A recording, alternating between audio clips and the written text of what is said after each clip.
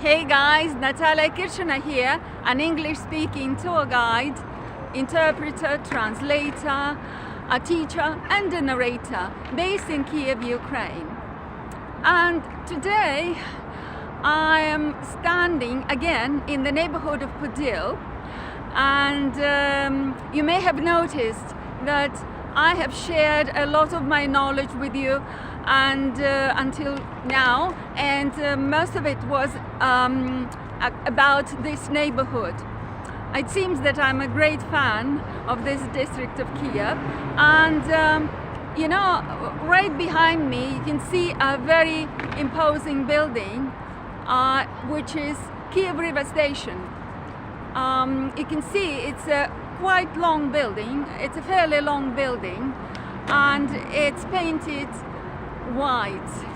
And you know what, there's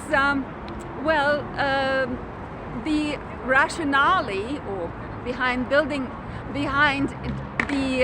designing this building was that the architects who actually came up with this design, they made every effort to make it look like a steamer, a steamboat. And you can see that the building has a tower, and this tower is topped by a pole or a mast. So every effort was made to make it as close as possible to look like a steamboat. And you can see that the building has 2 stories, and above the second floor you can see those small round buildings. Again, those things that make it look fairly similar to a regular steamboat. And you know what? This building was built in Soviet times and was designed by Soviet engineers, and construction ended in 1961, so about half a century ago. But at the time it was not recognized as something extraordinary, the building or the design of this building. But over time, as time went by, this building is now viewed as a highlight of Soviet architecture, and in fact it is now protected by the state, protected by law. And you know what, this building stands on a right bank of the Dnipro River, and this river actually runs all the way from northern Ukraine through central Ukraine to southern Ukraine, in fact to number 1 seaport of Ukraine, the city of Odessa. And the Dnipro River, by the way, is considered to be the 3rd largest river of Europe, after the Danube River and the Volga River. And you know what, actually Kiev harbor was quite special because first of all, it was built more than 100 years ago, more than a century ago, in 1897. And what made it stand out among all other harbors was its length. You know, it stretched for 3 kilometers plus along the right bank of the Dnipro River. And it's still it's quite long. And you can see that the place is rather deserted now because it's evening time.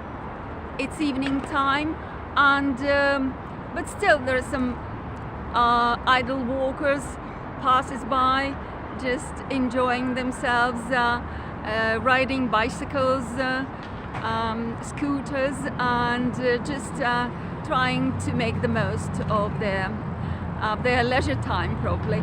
And you can see there in the distance, in the background, I hope you can see it, a big building, a high-rise building, and this is the 5-star Fairmont Hotel, which provides the high level of service to both to visitors, to Kiev visitors, and it's probably one of the most comfortable hotels, one of the most luxurious hotels in the whole of Ukraine.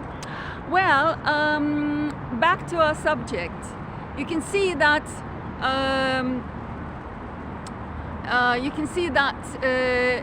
that entrance door behind me. Let me go closer to it so that you can get a better view of those nice looking murals, wall paintings, and I'd like to do some to break them down for you so that you get a flavor of what this the idea behind the design of this building, what it was all about. So as I see, well, let me just step aside.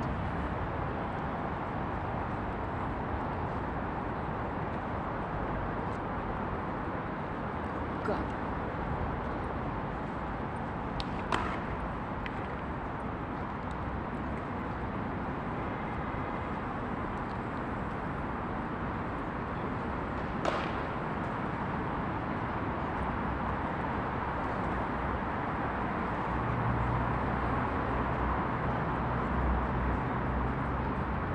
So I hope you can see those paintings more clearly now.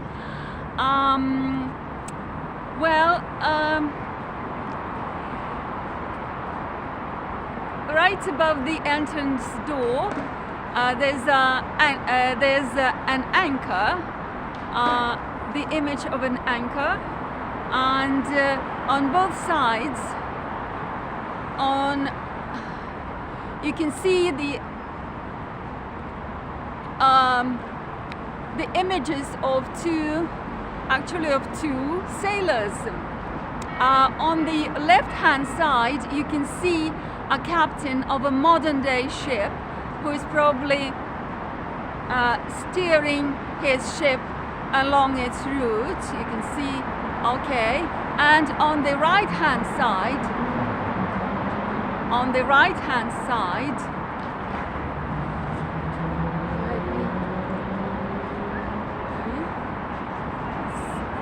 you can see, I hope you can see him.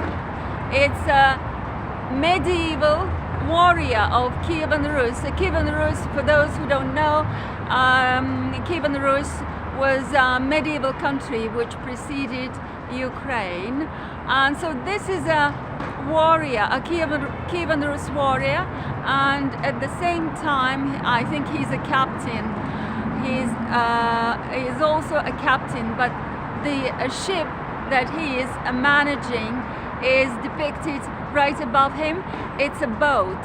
It's a sailboat. I hope you can see. It's a sailboat, and it has with a sail, and he's holding a paddle in his hands, and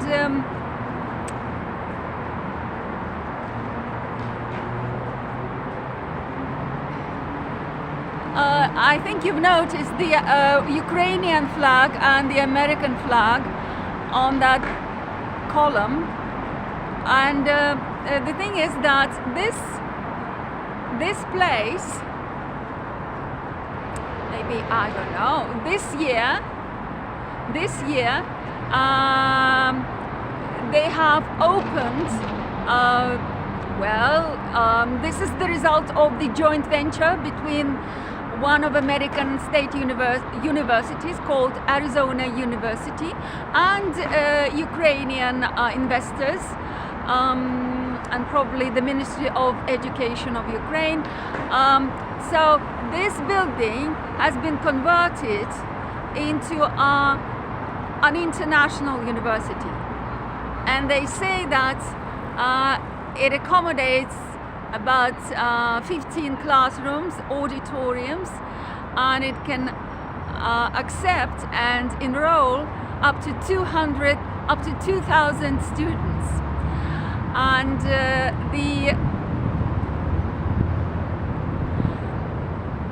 subject area is where the specializations offered by the university. The specialization is programming or writing computer programs. So the applicants are offered a 2-year course, university course, which, if they graduate successfully from,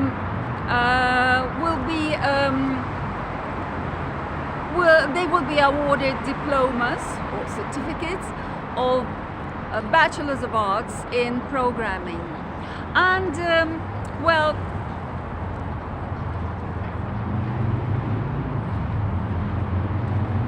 let me show you.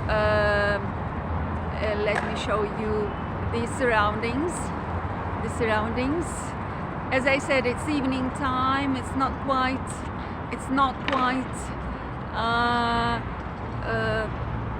You can't see it quite clearly, but okay.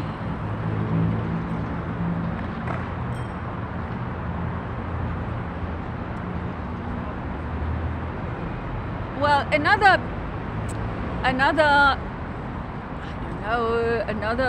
thing that is worth attention is the interior of this building, because you know, after it was built half a century ago, the interior walls were decorated with some amazing mosaics showing scenes from Ukraine's history, and they too have been recognized cultural heritage of Ukraine because they are of exceptional quality. Yes, they are Soviet-style mosaics, but still they were they were made with by masters, by highly skilled masters, and that's why these mosaics have been renovated recently, and they are actually in public view now. Well, what I wanted to say is that actually times change. So this building was designed as a river station, and in fact it functioned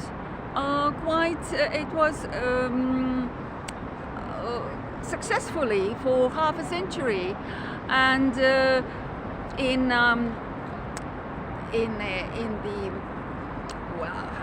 the harvest season, it could handle up to 500 passengers at a time. And you know, all along the Dnieper River, the river port, Kiev river port, ran cruisers, passenger vessels.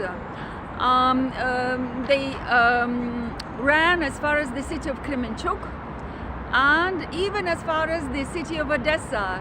As I said, #1 Black Sea port of Ukraine. And but those days are long gone, guys. After the collapse of the Soviet Union, in 1991, the ships, most of them were sold abroad. Yes, I presume for a hefty sum, and others were scrapped, so they were actually discarded as metal scrap. I don't know why, but this is the reality. And you know what? Actually, the river port has been running as a shipping company ever since then, and on a much smaller scale. As I said, they stopped operating those. I would call them leisure routes, leisure cruises, and so the port itself is located over there in the background along the Dnipro River bank, and they say that there are some 15 moorings or pier, or I think piers, yes, or piers along the right Dnipro River bank, where ships, all kinds of ships and boats can dock. And the river port, as I said, has curtailed its business activities, but it's a modern port. It's equipped with some loading and unloading facilities, and some cranes. There are 3 floating cranes, and all kinds of warehouses and repair shops, workshops. Well, and that's it for today. I hope you like my video, and if you really like it, please hit the subscribe button and that thumbs up button below my video. And just to encourage me to continue making my videos about Kiev, the city where I've been living for some 50 years plus. Yes, 50 plus years I've been living in Kiev, actually. And so if you love my video, please donate any amount of money you think appropriate to help me continue making my videos. Okay, have a great evening. Until next time, from me, Natalia. Goodbye.